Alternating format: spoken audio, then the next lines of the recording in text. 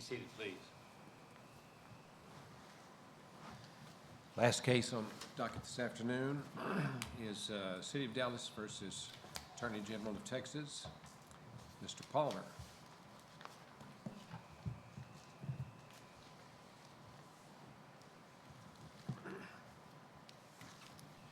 Good afternoon.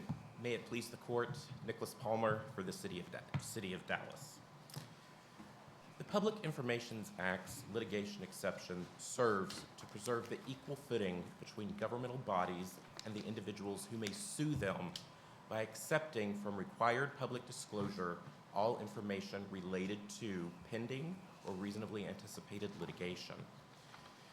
In this appeal from cross motions for summary judgment, this court should reverse and render judgment for the City of Dallas because the city conclusively established that it reasonably anticipates litigation from Daryl Baker, the complainant in the proceedings before HUD. Alternatively, and at a minimum, the court should reverse and vacate the trial court's award of attorney's fees because on this record, the court had no discretion to award any attorney's fees whatsoever under the applicable fee provision. This afternoon, I intend to confine my remarks to two primary points, unless the court has any other questions about some of the ancillary matters in the briefing. Those points include the evidence in the record that establishes the reasonableness of the city's anticipation of litigation with Baker, and then finally, why it was an abuse of discretion for the trial court to award the morning news. So I do have one question that might go a little bit outside of that. There's the question of whether there was a waiver by failing to tell the AG, but then there's also the question of when you grant a summary judgment motion, it's got to be on the pleadings, right? So what in the pleadings talks about Baker? Well, in the pleadings, the city stated that it was relying and incorporated its response to, or its original 10-day letter and its subsequent 15-day letter to the Attorney General. But the letter also doesn't specifically mention Baker, right? It does not mention him by name, although it does allude to him. I would direct your honor to page 160 of the record. And yes, although the city acknowledges that the record primarily talked about the pending and ongoing investigation with HUD and the circumstances surrounding that, it concluded by recognizing that the information, quote, has not been obtained by the opposing party to the litigation, end quote. And because in the letter, the city had acknowledged that HUD already had the information. In fact, that's the only reason the requester was seeking the information is because it was turned over to HUD. That representation could have only applied to one individual, and that would have been the complainant, Baker. So why wouldn't, oh, sorry. Go ahead. So why wouldn't you amend the pleading to mention Baker? Frankly, Your Honor, because the city did not feel that it needed to do so. The city felt that it adequately mentioned Baker, or that it adequately raised both pending litigation and the reasonable anticipation of litigation before HUD in its pleading such that it didn't need to say more, given that the letter was fully incorporated. How does this work? You give all these documents to HUD, and then they don't get to Mr. Baker's attorney because? Mr. Baker only has, under 42 U.S.C. 3612, only has entitlement to any of the information that HUD collects after HUD completes its investigation. But there's not a prohibition on HUD giving it to them before that, right? They don't have a statutory entitlement until the investigation's over, right? I would say that's a fair reading of the statute, Your Honor. However, there has been no evidence offered by either party that HUD has shared anything with Baker. Do they have any kind of litigation or anticipated litigation objection under the Freedom of Information Act? HUD has not raised any type of objection to the disclosure of the materials. He hasn't requested them from HUD. But there is no evidence that he has requested, or that Ms. Ambrose, the requestor, has requested them from HUD. She's only requested them directly from the city to the city's knowledge. Justice Ferris, I'd like to follow up on your waiver argument by stating that there's a statutory text problem with the Morning News waiver argument as well. And that is because the Morning News relies on Section 552.326 of the Public Information Act to say that the city waived the anticipation of litigation with Baker. However, that provision reads in full that the only exceptions to required disclosure that a governmental body may raise are those exceptions that a governmental body properly raises before the Attorney General.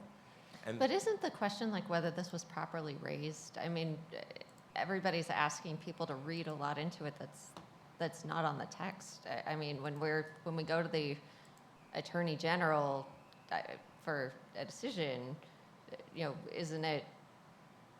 isn't the Attorney General only able to consider what's before him? And if it's not spelled out, how far does the Attorney General have to go in, trying to figure out the backstory when it's not actually in the text of the letter? The Attorney General is confined to the information that is submitted to him. But importantly, under Cornyn versus City of Garland, which is cited many times throughout the party's briefing, the administrative proceedings before the Attorney General are not a formal adjudication to which rigid appellate preservation matters apply. It is simply Sure, it's an not an administrative adversarial, request right. for an advisory proceeding. And therefore, if the government wants to challenge his decision on that and chooses to sue, that's the first time there's an adversarial proceeding where the dispute is going to be decided by proof.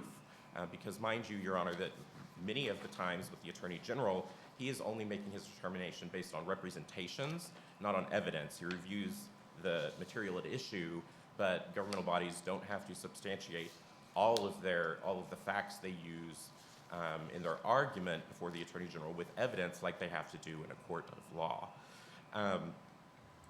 And that's why under Cornyn versus Garland, so long as the appropriate statutory exception was raised before the Attorney General, the city is permitted to augment and refine its arguments in a court of law.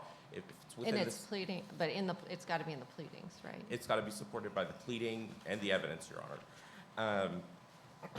Can I ask you just a totally different subject, quickly, just on procedure? They raised the issue of the no evidence motion for summary judgment. What exactly would Dallas Morning News have had to put in their no evidence summary judgment motion for it to be valid in the city's view?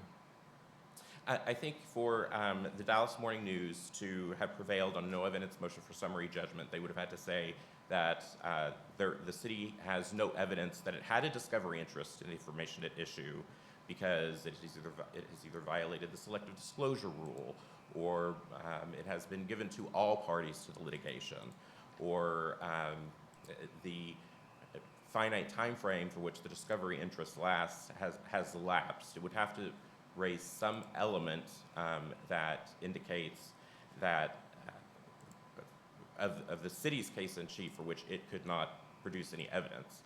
And the Morning News did not do so here. The Morning News, in a single sentence, just also said, oh, and we're bringing forward a no evidence motion for summary judgment without indicating any of the elements for which it felt the city could not prove its So it's case. just that one sentence, and that's all there is? It's just that one sentence, that's all there is. There's in fact not even a ground listed in their grounds for summary judgment on no evidence grounds. But I mean, isn't procedurally the duty of the respondent to summary judgment then to either object or file special exceptions to the summary judgment motion?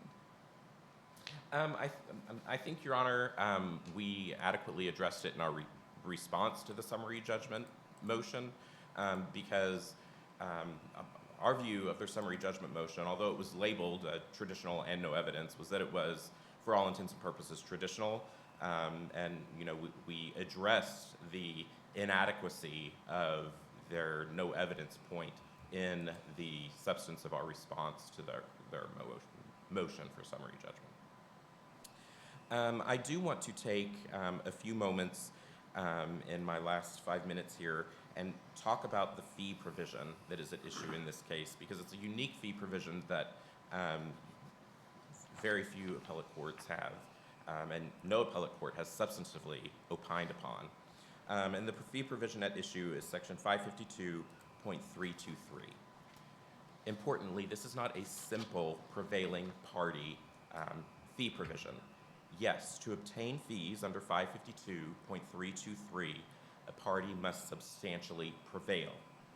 However, even after a party substantially prevails, the court may not assess costs and fees against a government body if the court finds that the government body acted in reasonable reliance on the published opinion of an appellate court and or a written decision of the Attorney General.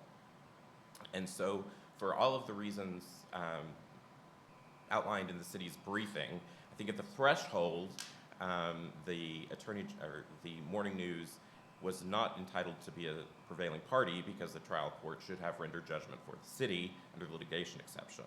But even if the court were not to agree on that front and were to affirm on the findings of the litigation exception, what 552.323 essentially does is imposes a good faith prohibition that the government can challenge the Attorney General's findings only in good faith.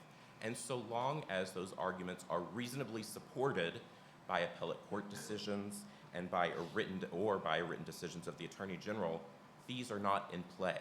Got it. So, what is the materials that they asked? They asked for 23 categories, most of which looks like exactly what Mr. Baker would ask for in his lawsuit, or which was available under Freedom of Information Act. I mean, the list of federal funds the city received from HUD, there's nothing confidential about that, right? Or list of redevelopment areas and their respective census tracts and zip codes. So is there, I mean, we know what this ball game is about. What plaintiff's attorneys are looking in documents is not what the facts are. They're looking for some admission by somebody in your office that we messed up maybe, or we've got a problem here, because that's what trials are all about. They're not about all this statistic stuff, which you could get otherwise. So why shouldn't you point that out to us or to the trial court if what this is really about is, those little quote-unquote smoking guns that are often not smoking guns. They're perfectly, but a jury's going to look at it that way. So why not, rather than just saying this whole thing's, subject to litigation, why don't we respond to the Attorney General with something manageable that says, cut out this page and this page and this page because they're just opinions of our attorneys? Well, and Your Honor, I have In two. hindsight, why shouldn't that be the rule? Yes, in hindsight, I have two responses to that. The information at issue in this case is actually rather voluminous. Oh, I'm sure it is. And so, given the 15-day timeline to turn information over to the Attorney General, the city could not definitively go through all of the documents to try to catch 1 or 2 pages of a smoking gun. But also, Mr. Chief Justice, I think your question highlights kind of the quandary that the city finds itself in here. And that is that some of this information, classically would be the type of public information. But once there is a reasonable anticipation of litigation, litigation exception serves to make sure that either opposing party to the litigation has to obtain that information through the discovery process, be it HUD or be it Baker. And that way you have more time to look through it and raise your overbroad, blah, blah, blah objections. Exactly, Your Honor. But what the Public Information Act also does is it has a rule against selective disclosure. And what that means is the city cannot voluntarily give the information to anybody, or it has to give it to everybody. And so when the city received Ms. Ambrose's request, if we were to give it to Ambrose, we would forfeit our discovery interest with respect to Baker because we could no longer invoke it under the Public Information Act's selective disclosure rule. And so the city is really trying to preserve its discovery interest as to Baker, which is the primary reason it has objected to the records in this proceeding. And I see that I am low on time and at risk of running over. I've got some time in rebuttal. We'll that give I you, will we'll bring give you up back some- 26 seconds on rebuttal. Thank you, Your Honor.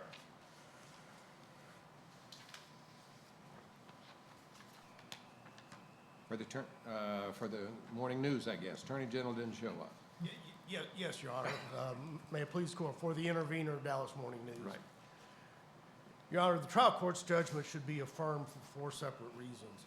The first reason is that the plain language of Section 552.326 of the Government Code requires it, because they are relying upon an exception that they did not properly raise before. They did the mention Attorney it. General. They relied on 103, but they did not properly raise the exception Because they didn't do what? because they did not raise as a ground for the application of the exception the reasonable anticipation of litigation with Darrell Baker. So, let me make sure I got this. Your position is the Attorney General's office, nobody has to have a brain over there. They just have to look at the letter and see if the words 103 and Baker were in it. And the fact that you've got letters from HUD and that's part of the information that says Baker versus City of Dallas, nobody has to think about, gosh, I wonder if that's really the party that they're worried about. No, Your Honor, I think what Section 326 requires is that the governmental body tell the Attorney General, and ultimately in litigation, if it goes that far, how it is planning to argue the applicability of the exception. So under Section 103, for example, the governmental body can invoke Section 103 either because there's pending litigation or because there's reasonably anticipated litigation. Now, they're not the same thing. And if the word properly is going to mean anything in Section 326, it at least should impose that much of a burden on the governmental body to... I might agree with you in a lot of cases, but in HUD cases and EEOC cases, everybody knows what happens. You send an administrative complaint in, the administrative agency brings it in your name for you, or sends you a right to sue letter, and you bring it for yourself. There's only those 2 possibilities. We're not worried about other people in Dallas. There's just, it's either gonna be HUD or Baker, and that was plain on the face, if not the letter, of the attachments. Well, Your Honor, I think the letter was pretty plain that they were talking about pending litigation. They referred to pending litigation, litigation that is still ongoing, active litigation, issues raised relevant to the lawsuit, and allegations raised against the city. Now, the reason it matters in this case, Your Honor, is of course because they disclosed it to HUD. So if all we're talking about is pending litigation with HUD, as I think we should, then 103 does not apply because it's been disclosed. I would distinguish an EEOC case, Your Honor, from this case, and that gets into whether they in fact establish the presence of reasonably anticipated litigation with Baker. The only summary judgment evidence we have is the complaint itself. Now, under Section 103, the applicable date for determining if the exception applies is the date the requestor made the request, which in this case was January 3rd, 2023. Now, by that time, the complaint was a year old. We have no evidence put forward by the city as to whether Baker made any threat, whether he said anything, whether there was any reason to believe that if HUD did not take it all the way through, he was going to do it himself. And it was their burden to establish the applicability of that exception, and we don't have anything. The other distinction, I think, Your Honor, between this case and for the court's example of an EEOC case, Baker's complaint is not the kind of complaint somebody is likely to bring on their own. He's not claiming damages for himself. He's claiming that the city has disproportionately approved low-income housing tax credit projects in neighborhoods that are already predominantly low-income. And so it's really more of a policy-type argument. He's brought it to the attention of HUD, which has the authority to take it through. But this is not the kind of complaint like an EEOC claim where it is reasonable to anticipate just from the 4 corners of his complaint, because that's all we've got, that he would ever bring litigation himself. Well, he did, I mean, the letter from his attorney says, it's in my neighborhood, it's affecting my house. Correct. Correct. It does say that, but it's not a claim for monetary damages. And I think in the city's response to HUD, which is in the summary judgment record, they said their response to HUD in April of 2022, so a full 8 months before Ambrose made her public information act request. They argued quite forcefully and perhaps persuasively that he lacked standing for that very reason. He has no damages. It's a claim that, as I said, it's really more of a policy claim that you're not properly distributing low-income housing projects throughout the city, as Mr. Baker presumably believes you should. I'm sorry, I'm a little hard of hearing. So is Baker's claim gone now? No, Baker could still bring his claim because. He's got to get the right to sue letter from the HUD or whatever? Yes, because it's because limitations is told while HUD is investigating. He normally would have a 2-year statute, but it's told while the HUD investigation is going on. So again, Your Honor, back to, I think those are the two key flaws in the city's position. The exception, the way in which they are now arguing it and the way in which they argued it in the trial court is not what they properly raised before the Attorney General. And moreover, to your question to the city's counsel, Justice Ferris, their pleadings didn't say anything about anticipated litigation with Mr. Baker. They just pled it's exempt under 103. And importantly, their disclosures didn't either. Their disclosures just referred back to the Attorney General's letter. And those disclosures were never amended. They were never supplemented. And in the litigation, we're entitled to rely on that. And so nothing until they finally filed their own cross motion for summary judgment suggested that the possibility of reasonably anticipated litigation with Darrell Baker, not with HUD, but with Darrell Baker was going to be the basis for the claim of 103 exception. I think, Your Honor, the other issue I'd say on the city's failure to establish the reasonable anticipation of litigation with Baker is to compare our record, which is, again, only the complaint itself, to the kind of record that we see in some cases in which courts did find the reasonable anticipation of litigation.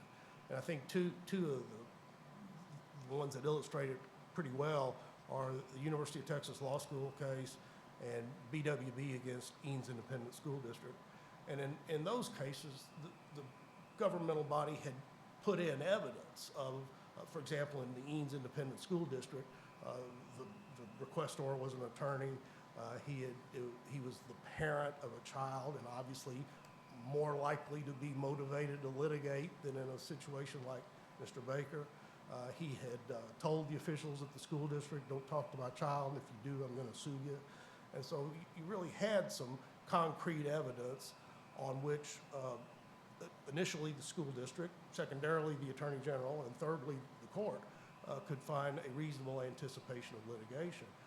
In the UT Law School case, of course, the guy said, I'm submitting this request because I'm looking for potential plaintiffs to sue you, which was a pretty strong argument that there was a reasonable anticipation of litigation. We don't have any of that here. All we have is the record. We don't know if he's ever threatened. Is he litigious? Does he have the means to pursue a lawsuit? And importantly, as I said, the nature of the claim is such that it seems to me it doesn't necessarily follow that there would be a reasonable anticipation of litigation. Is submitting to the Attorney General mandatory here? Yes. Yes, with a caveat. If the governmental body fails to seek an Attorney General ruling in a timely manner, then the information is presumed to be public. Now, that presumption is subject to quite a few exceptions. But yes, you start with the premise that that the governmental body must timely seek an Attorney General ruling, or there is a presumption of openness. And of course, the entire statute has a presumption of openness. Under 552.001, it tells us that the entire statute must be construed in favor of the granting of information. Except for these 100 exceptions. Well, those are exceptions, the legislature has given us. Absolutely. And there are quite a few of them, Your Honor. Yes, there are. Yes, there are. But what I would suggest to the court is, the relevance of that, in our view, is when we are construing 552.326 and its use of the term properly, I think we have to do so in the context of a statutory presumption in favor of openness. And really, this isn't asking too much of the governmental body. When the governmental body gets in a Public Information Act request and is going to send it to the Attorney General, they know what the information is, they know what the grounds are. The requestor doesn't. As counsel for the city pointed out, the Attorney General will generally accept as true factual representations the governmental body makes. So to ask the governmental body to at least tell me what you're relying on, which they didn't do here, I think is not burdensome. And the interpretation we're suggesting of 326, I think, gives meaning to the presumption in 001 that everything be interpreted in such a way as to presume public availability. Mr. Williams, what is like the minimum that you think they should have done to not waive it in the Morning News's view? I think, Your Honor, what I think is, with respect to exceptions for which there is more than one way the exception might be applicable, to give any meaning at all to the word properly in 326, the governmental body must at least tell us which method of getting to that claimed exception it is on which they are relying. So, bringing it back to our case under 103, 103 can be applicable one of two ways. Either there's pending litigation or there's reasonably anticipated litigation. At least if 326 is going to mean anything, the governmental body should tell us which one, and preferably with more detail. Now, pending litigation is easy because you can see it and you know it's there, and the reasonable anticipation of litigation typically requires the governmental body to give some additional background and context. But at least tell us which one you're relying on and generally what it is. So number one, the Attorney General can evaluate it. And number two, if it does go to litigation, the litigants and the courts can evaluate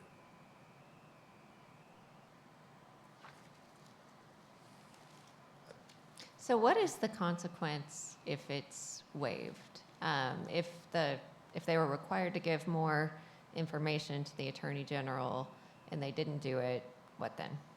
Well, then the trial court's ruling was proper because But is that enough for attorney's fees here? Yes, let me address then the attorney's fees Okay. provision, Your Honor. So, because the Morning News was successful in obtaining a writ of mandamus under section 552.323A, attorney's fees are mandatory unless the city obtains a finding that it acted in reasonable reliance on an appropriate authority. Now, the city did not obtain such a finding, and the attorney's fees award is reviewed on an abuse of discretion basis. So all the city put in, well, number one, we don't actually have any evidence that they in fact relied on it. The city filed a pleading in which it just referred to authority that it had cited in its summary judgment papers. But the presumption is, I would actually differ with counsel for the city on that, because the presumption is actually that fees shall be awarded unless the trial court makes the finding that there was an appropriate reliance on other authority. This trial court didn't make that finding. And therefore, especially on an abuse of discretion basis, we have to assume the trial court felt that perhaps the authorities were not on point, for example. The analysis of the reasonable anticipation of litigation issue generally becomes a pretty fact-specific and case-by-case analysis. So for all we know from the record we have, the trial court did not find those authorities that were cited in their unsworn pleading on point. And at least with our record and an abuse of discretion standard as we have here, the trial court did not abuse its discretion in awarding the fees. So what is the, so first refresh my recollection. Were you all, the newspaper a requester? Yes, Your Honor. Okay.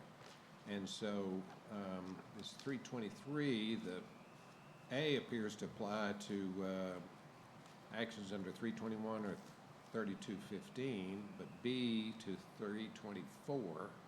324 is suit by a governmental body seeking to withhold. So do both of those apply, A and B, or just B? Or if both of them apply, does just B, because it looks like it's maybe more protective of governmental bodies than A? How do they work together? It is more protective, Your Honor, and in our case, it is A that applies because the Morning News, as intervener, sought a writ of mandamus under section 552.321. And so that triggers A in the presumption that I've outlined. I don't know, Your Honor, that of an appellate opinion that has specifically focused on that issue. There are several out there in which interveners have been awarded attorney's fees in the same procedural context we have today. And courts of appeals have affirmed that. Thomas versus Cornyn was one of the earlier ones. Atkinson versus Paxton is a more recent case. Those cases had the same procedural posture we have here, where the governmental body sued the Attorney General and the requestor then intervened and fees were awarded to the intervener. I think, Your Honor, B would only apply in the situation in which all you had was the governmental body and the Attorney General. And I do think the court is correct. B is a more favorable to the governmental body than A. I see what you mean. Your Honor, very briefly, I do want to mention another issue that Mr. Palmer touched on, and that's the provision in the Public Information Act at 552.007 that provides that if the governmental body voluntarily discloses information to someone, then it then becomes public for all. And it's our position that that's what happened here, and that's another reason the trial court's judgment should be affirmed. But is it really voluntary when, HUD kind of suggests there may be consequences if you don't do it? So I would say two things, Your Honor. Number one, 007 just says voluntary. It doesn't say sort of voluntary or voluntary because... Voluntary-ish. That's voluntary under duress. But more importantly, if we are going to assume that threat of subpoena, to use their language in their briefing, is an exception, you don't have it here. The letter from HUD very clearly says we're asking you to do it voluntarily. Now, it is true, it goes on to say we have subpoena power, but that's just a statement of the law. It didn't say, if we don't get it by 5 o'clock Friday, we're coming. There's nothing like that. And what I think the way a governmental body can reconcile that and still be cooperative in a situation like this, which they understandably wish to be, is say, yes, we'll give you all this information that you're asking us to produce voluntarily, but we need a subpoena, and we just need it for the record. And we're not being difficult. The city attorney could say, I'll accept service. You can email it. You don't have to go out and hire a process server, do anything like that. And then there would be no issue that the production to HUD had been voluntary. It would be clear that it had been provided because compelled by law. So they wouldn't have to fight it until you get a motion to compel or something like that? Well, I guess, sure, if it were bad adversarial, certainly. But I think what I'm suggesting is the governmental body can protect its position under the Public Information Act without appearing to be uncooperative by saying, I'm going to need you to serve me with a subpoena so that I don't get in trouble. So it's pursuant to a court order rather than... That's right. And then when Sue Ambrose comes in and asks for it under the Public Information Act, I can say, well, we were obligated to give it pursuant to a lawful subpoena. Unless there are other questions for the court, Anything I'm else? out of time. You're going to give us 30 seconds back, Mr. Williams? Yes, Your Honor. Thank you very much.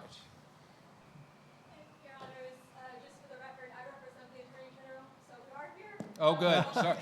Well, they have these wonderful nameplates, so I couldn't see you, I apologize. May it please the court, Yes. once again, Nicholas Palmer for the City of Dallas. I want to make two brief points on the fee issue before wrapping up with the reasonableness of the city's anticipation of litigation. First, well, excuse me, I said the fee issue. With respect to the waiver issue, first, I'd like to point out the city did, in its pleading, Justice Fair, specifically invoke the litigation exception 103, which by its express terms covers litigation and reasonable anticipation of litigation.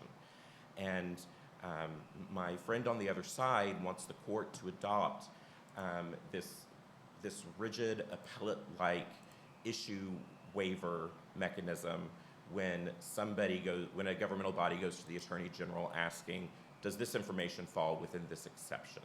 And I think the court should be hesitant to do so, particularly in light of cases like Cornyn versus City of Garland, which has governed this process since the 1990s, because throughout the state, many governmental bodies don't use attorneys to communicate with the Attorney General on these matters. It's lay people, civil servants who aren't versed in matters of appellate procedure and issue preservation who say, excuse me, Mr. Attorney General, I don't think we have to give this information because of this exception. And then if that saves taxpayer resources because But here, just adding the guy's name would have saved all of these resources that got the case here today. I mean, isn't it better to require at least a little bit of detail on the front end so that the Attorney General has something to work with? But the point, Your Honor, is I don't know that a layperson would know that they would need to say, other than the party I'm concerned about doesn't have the information, that party is Baker. I don't know, I think that's too finite for a layperson who might be going to the Attorney General to know they have to be that detailed. And I also think what should be instructive to the court is that although my friend Ms. Johnson with the Attorney General's office is here, the Attorney General in the trial court and in this court has declined to defend his administrative decision and is not asking the court to affirm on the basis of waiver. And surely, if there was any merit to the Morning News waiver argument, the Attorney General would jump on that bandwagon because the Attorney General is not in the business of enjoying to see his administrative decisions overturned by the court. Because I didn't get an opportunity to talk about it in my principal remarks, I would like to briefly talk about the reasonableness of the city's anticipation of litigation with Baker. So Baker filed a complaint with HUD. That complaint has triggered an investigation which has been ongoing and they've requested the City of Dallas to produce voluminous documents, which the city has done, and on each time they have reminded the city that should we not do so, they have subpoena power. That is the verbiage they use in their letter. I think that is sufficient to show that the disclosure is not voluntary for purposes of the Public Information Act. The investigation is ongoing. Everybody here, and I'm sure Mr. Baker himself, wishes HUD would move along, but it keeps giving itself extensions. And so that investigation is ongoing. And why that's important is because when HUD finishes the investigation, it's going to do one of two things. It's either going to initiate quasi-judicial proceedings before HUD ALJ, and that ALJ has the authority to award damages and issue injunctive or declaratory relief, or it will dismiss Baker's complaint. And in either scenario, Baker can intervene in the HUD administrative proceedings, or if he doesn't fare well and get HUD to, pardon the phrase, like foot the bill by taking the case for him, he still can sue the city in federal court at that point because the statute of limitations is told for the duration of HUD's administrative review process. And to wrap it up, I'd like to point out one other fact within the four corners of Mr. Baker's complaint that shows the city's anticipation of litigation is reasonable is the fact that Baker retained counsel. It's on his complaint, Daniel and Beshara, PC. And the University of Texas Law School case teaches us that it's not just the fact of retaining counsel, it's who that counsel is. And the city has significant experience with Daniel and Beshara, PC. They specialize in bringing housing discriminations complaints and have repeatedly sued the city.